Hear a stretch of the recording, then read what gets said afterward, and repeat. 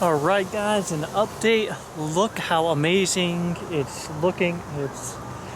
I love new grass. Oh, so cool. So, a few things I want to point out. A lot of people criticize me for mowing and bagging when it was tiny little sproutlets and said, "Oh, you're gonna kill the lawn." I even had the roller on it, and look at that. I also have 5 kids playing out here pretty much every day, trampling on it. So my point is, obviously, you want to try to minimize that stuff just to help it along. But don't freak out if you have kids and they go running out in the backyard. Don't freak out if, a whole bunch of leaves dumped from a tropical storm and you got a bag mow and you feel like you're going to kill the grass. Don't freak out. It's still grass. Grass grows in many yards without anybody ever touching it. So there's different levels here, but sometimes you got to do stuff that you're not supposed to do in order to help it along. So today I'm going to be bagging because we did just have another big windstorm, and I don't know, it was technically a hurricane or tropical storm, but it was out in the ocean and everybody's in a panic buying milk and bread and all that stuff, and it was basically a windy day here and it rained some.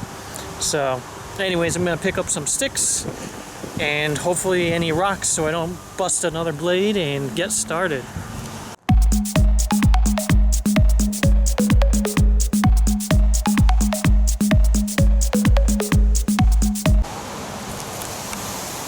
Alright, so I'm mowing the newly sprouted seed at 2 inches. Every time it gets to 3 inches, I'm going to mow it again at 2 inches. Once there's not crazy ton of leaves and stuff all around, I'm gonna just mulch mow, but there's enough leaves where the leaves will put the shadow on the new grass and then it won't really survive very well, so I'm trying to help it out.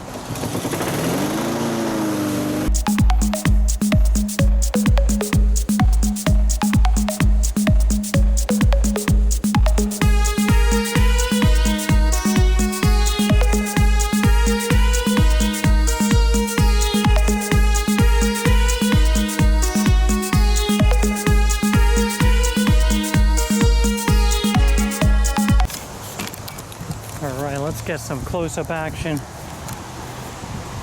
Hope I can get this to show up nice. Look how nice that is. This is the soft, fuzzy grass. It's coming in nice. Now the reason I'm getting the leaves up, you'll see there's little spots here and there. So let's just take, well, this spot is pretty easy for you to see. You can see there's grass right here. Now obviously it's at the bottom of the slide, so it's probably not going to grow too well. You can see sprouts are all around, but when the leaves keep falling into this low spot, it blocks the sunlight, so it's growing slower than the rest of it. So by bagging it, you see another spot here, even though it looks like a hole, there's all these little weak seedlings here. And it's because grass was piled up there, or not grass, leaves were piled up there. So I'm trying to get as much sunlight as possible.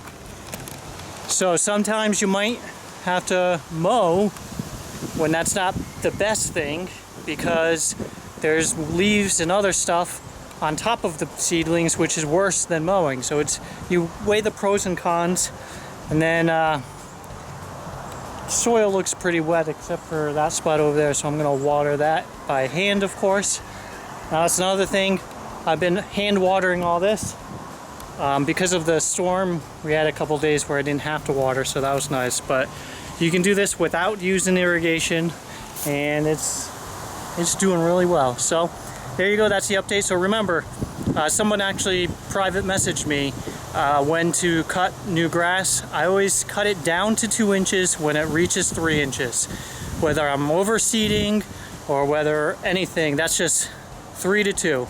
Now if it's still baby seed, you're going to want to bag it so the clippings and the leaves and all that stuff don't lay on top.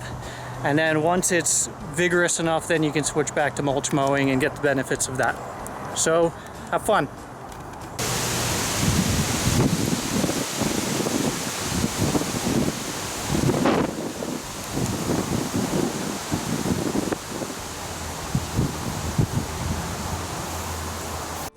If you liked my video, be sure to subscribe. If you want to see me kill my old, beautiful, amazing lawn off to make you guys these videos, click the left video.